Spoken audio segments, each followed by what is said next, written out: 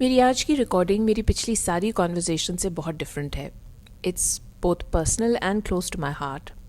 Well, time to buckle up as we go down the rabbit hole to this time which was both mysterious and magical. Lahore of the late 80s and 90s. This was a time جب گرمیوں کی چھٹیاں ختم ہی نہیں ہوتی تھیں. I grew up in a big joint family system, so there were lots of adults and kids. اور neighborhood کے بچے بھی اتنے زیادہ ہمارے ہی گھر میں رہتے تھے that I very much felt them a part of that beautiful red brick house that I grew up in. We used to be riding our BMX under the never-ending skies. ہم سائیکل سے اترتے نہیں تھے, یا cycle ٹوٹ جاتی تھی یا ہمارا بازو. This was the era of the Prince biscuit, Capri Imli, Roo Afza, the Jubilee chocolate that was so hard it could fracture a tooth. یہ وہ وقت تھا جب لوگ اخبارات کو بہت غور سے پڑھتے تھے. This was a time جب اسٹریٹ گینگز بہت گرو کر رہے تھے, اور نوٹوریس تھا ہتھوڑا گروپ. ان کی ٹریڈ مارک انفلکشن اپنے وکٹم پر یہ تھی کہ یہ ناک کاٹ دیتے تھے. ساؤنڈ آف میوزک کی جولی اینڈریوز کے ساتھ The Hills Are Alive گاتے گاتے ایک دم گلے میں تھوک پھنس جاتی تھی کہ oh my God, اگر یہ گروپ آ گیا تو کیا ہوگا. This was a strange time because children were very naive, but perhaps because I grew up in a joint family system there was a lot of Chinese whisper. So politics چاہے family کی ہو یا country کی, it never escaped our tender yet resilient minds. We were outdoors all the time. We exactly knew which trees the birds were making nests in. The cousin who loved Madonna, the Archie comics that had to be smuggled from the neighbors.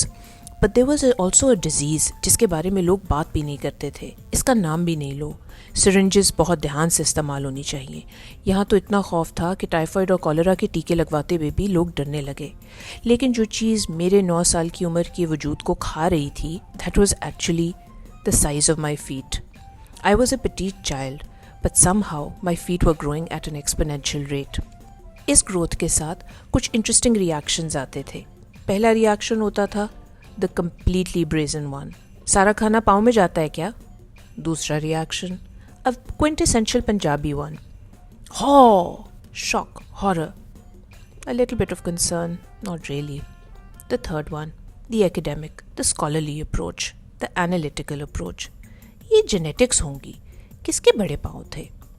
And then the slightly empathetic one, کوئی بات نہیں بیٹا, پاؤں ہی تو ہیں, کون سے نظر آتے ہیں. People were casual with their conversation. بہت زیادہ سوچتے نہیں تھے کہ بچوں کو کیا کہہ رہے ہیں. لیکن آج کا دن مجھے کبھی نہیں بھولے گا. وہ دن جب مجھے شو شاپنگ کے لیے جانا ہوتا تھا, especially for the school. Black pumps, no heels, plain black shoes. کچھ ہی مہینوں میں یہ دوسری بار تھی جب میں, ماما اور میری نانی بہت ساری دکانیں پھرنے کے بعد آخر کار ریزائن کیے ایک چھوٹی سی دکان میں. In a matter of a few moments my mother, میری نانی اور ساتھ دکان والے انکل سر جوڑ کر میرے پیروں کی طرف اس طرح دیکھ رہے تھے جیسے ڈیوڈ ایٹنبرا کسی مائکروسکوپ کے نیچے کوئی نئی بیکٹیریا کی قسم دیکھ رہا ہو. تھوڑی دیر بعد دکان والے انکل نے ماما, ماما نے میری نانی اور میری نانی نے مجھے دیکھا. ان تینوں کی آنکھوں کے درمیان میں کوئی کانورزیشن ہوئی جو مجھے اس وقت سمجھ نہیں آئی. اس کے بعد پتہ نہیں کیوں دکاندار انکل نے یہ سوچا کہ وہ میرا تھوڑا سا انٹرویو لے لیں. آپ کا اسم گرامی, آپ کی عمر. مجھے کنفیوز دیکھ کر میری نانی نے کہا, بیٹا وہ تم سے تمہارا نام پوچھ رہے ہیں, تمہاری عمر پوچھ رہے ہیں. یہاں بچوں کے سیکشن میں کوئی سائز پورا نہیں آئے گا, تم فکر نہ کرو, ہم لیڈیز کی سائڈ پہ چلے جائیں گے. جوتا وہاں پورا آ گیا تو ہیل اتروا دیں گے, کوئی مسئلہ نہیں ہے. اس وقت میرے ہاتھوں میں ٹھنڈے سے پسینے آنے لگے. میں گھبرانے لگی تو تھوڑی ہی دیر بعد دیکھا کہ ایک اور فیملی چلتی آ رہی ہے, اور آتے ساری وہ میری نانی اور ماما کے گلے لگ گئی. یہ بہت بڑا مسئلہ تھا لاہور کا بیک ان دا ڈے. سب کو جانتے تھے, اور جہاں آپ ویرانہ ڈھونڈ رہے ہیں وہاں ایک فیملی ری یونین ہونے لگ جاتا تھا. گاڑی میں جب آ کے بیٹھی تو میں پریشان تھی.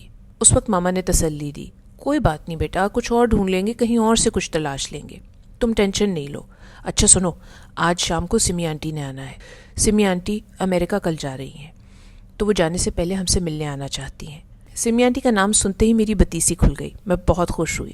جب ایک امریکن ریلیٹیو آتا ہے آپ کے گھر تو وہ صرف خوشی ہی کی وجہ ہوتی ہے. اور میں سوچ رہی تھی وہ سارے ٹراپر کیپرز, وہ کیئر بیز, وہ ٹرولز, وہ سواچز جن سے ہمیں سمی آنٹی نے انٹروڈیوس کروایا تھا.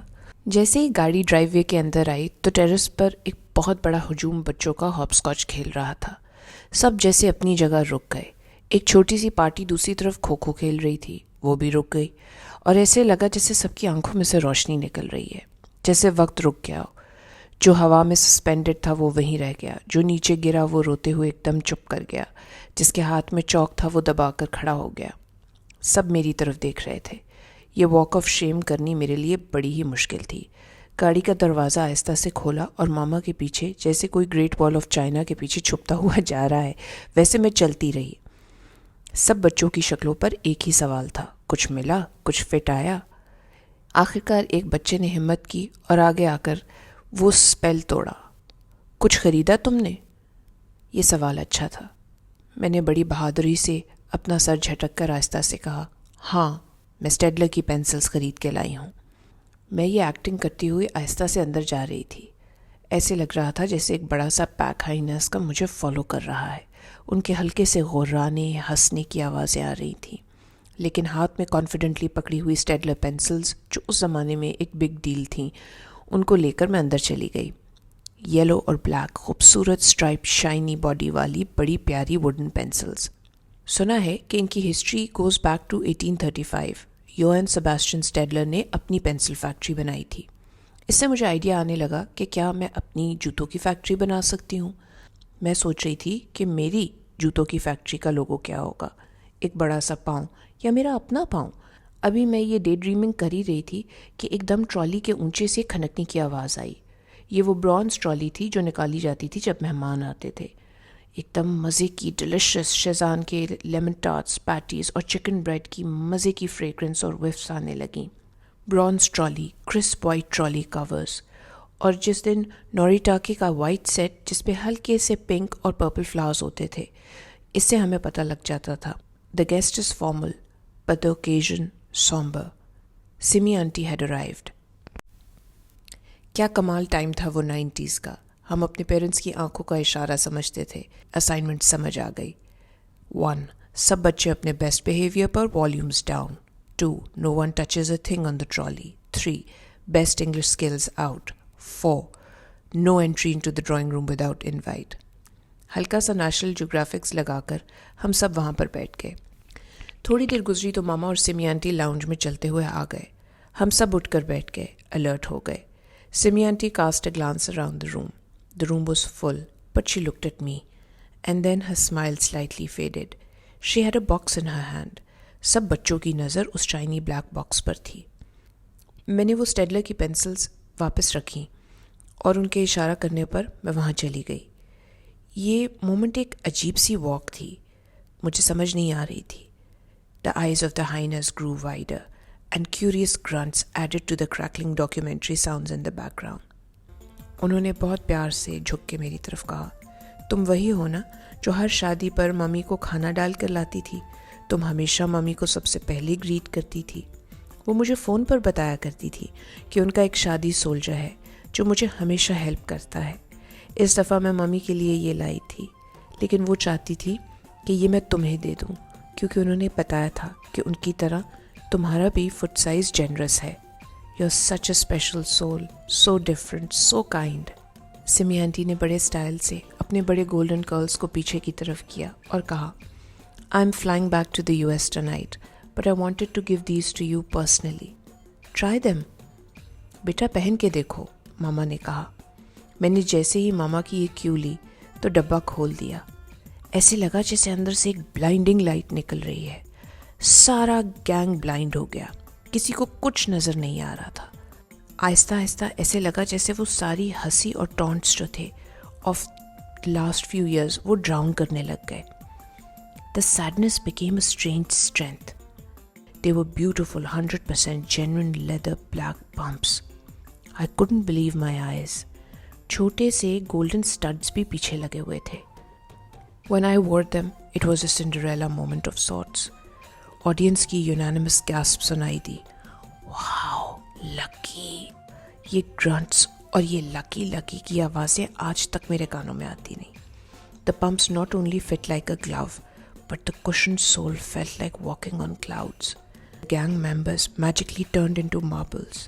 ایسے لگا جیسے وہ آوازیں باؤنس ہوئے کرنے لگ گئی. Childhood is truly magical. مجھے اس دن کچھ باتیں سمجھ نہیں آئیں, جیسے یہ کہ سمی آنٹی اس دن ہمارے گھر کیوں آئی تھیں, ان کی آنکھیں کیوں اتنی لال تھیں, وہ سنیفل کیوں کر رہی تھیں, اور ان کی ماما کے جوتے مجھے کیوں ملے تھے. میں نے تو بس وہ ایکسیپٹ کر لیے تھے، لیکن اس دن کچھ چیزیں میں نے سیکھی تھیں. ایک یہ اس میں گرامی کا مطلب کیا ہے، جنرس کا سیکنڈری میننگ، اور تیسرا یہ کہ کبھی کبھی جن باتوں سے ہم امبیرسڈ اور پریشان ہوتے ہیں وہی بن جاتے ہیں the very reason for our joy. Thank you for listening. Take care till the next time.